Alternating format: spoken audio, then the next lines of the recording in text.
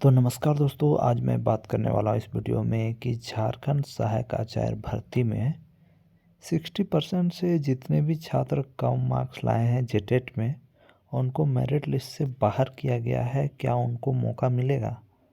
ये वीडियो मैं इसलिए बना रहा हूँ क्योंकि मैं पूर्व में जेटेट पास अभ्यर्थियों की दुर्दशा देख के बहुत ही मार्मिक हो गया हूँ। थोड़ा सा सोच रहा हूँ कि आखिर इनके साथ क्या होगा।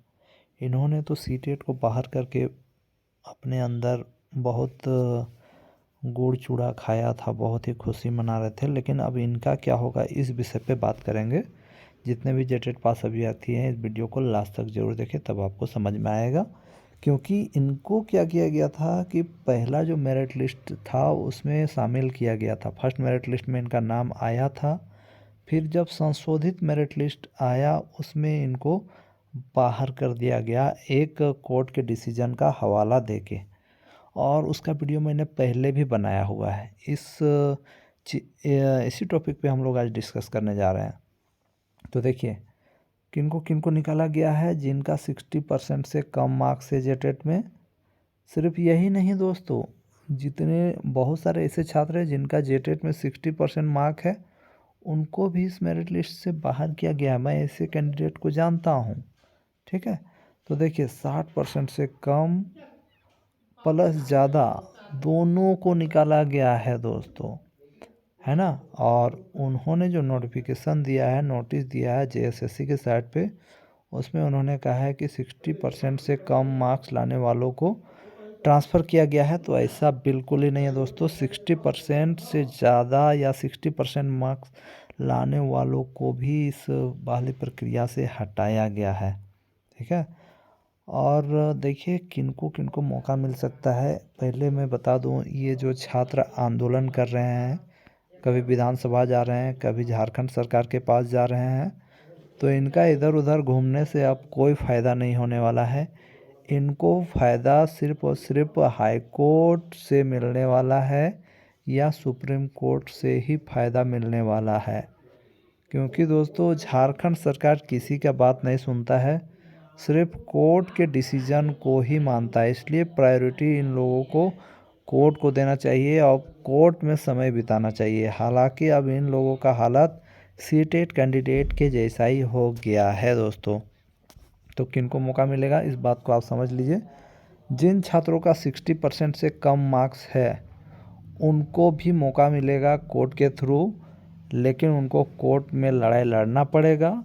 हाँ, जिन्होंने उम्र सीमा में छूट लिया है उनको मौका नहीं मिलने वाला है। इस बात को आप लोग ध्यान देंगे।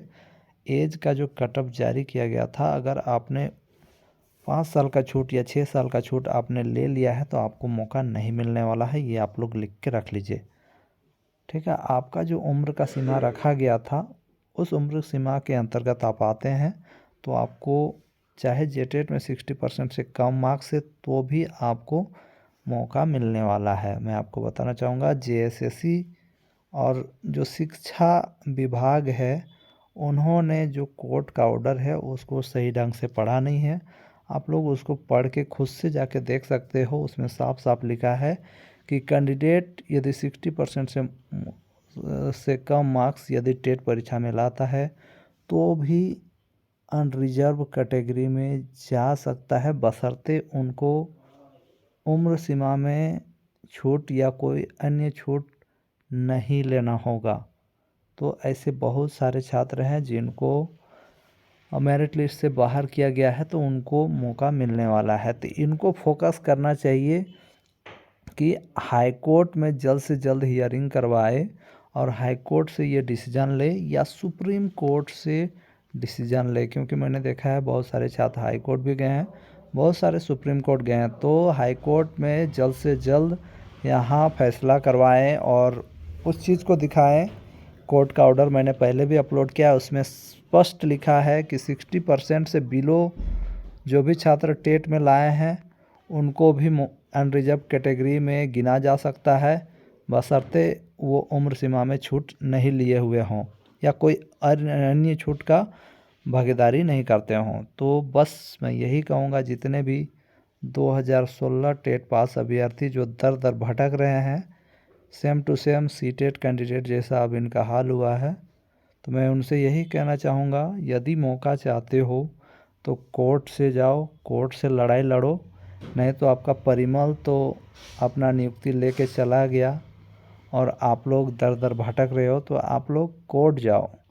कोर्ट से ही आपका कुछ हो सकता है, वरना नियुक्ति आपका असंभव है। जब तक कोर्ट का डिसीजन नहीं आएगा, झारखंड सरकार आपका बात नहीं मानने वाला है। इस बात को अपने दिमाग में डाल लीजिए और जल्द से जल्द कोर्ट में हियरिंग करवाइए, नहीं तो ये नियुक्ति ख़त्म हो जाएगा। और एक चीज़ मैं कहना चाहूँगा, यदि आपका 60% से कम मार्क्स है तो आने वाले जेटेट का भी तैयारी कीजिए। और आपके लिए नहीं, जितने भी छात्र हैं जिनका 60% मार्क्स से कम है, वो आने वाला जेटेट आप लोग को पता है 30 मार्च से पहले होने वाला है। तो आप लोग अपना मार्क्स यदि इम्प्रूव करना चाहते हो तो जेटेट का तैयारी करें। हमारे टेलीग्राम ग्रुप से अवश्य जुड़ जाएं। मैं आप लोगों को इतना ही बताना चाहूँगा। बाकी बात आप इस बारे में क्या कहना चाहते हो ज़रूर कमेंट कीजिएगा। और उन्हीं का नियुक्ति होगा जिन्होंने उम्र सीमा में छूट नहीं लिया है। बाकी बात आप चिल्लाते रहो कि पुराना मेरिट लिस्ट रद्द करो, ये करो, वो करो, कुछ नहीं होने वाला है जब तक आप हाई कोर्ट से कोई ऑर्डर नहीं पास करवा लेते हो। धन्यवाद।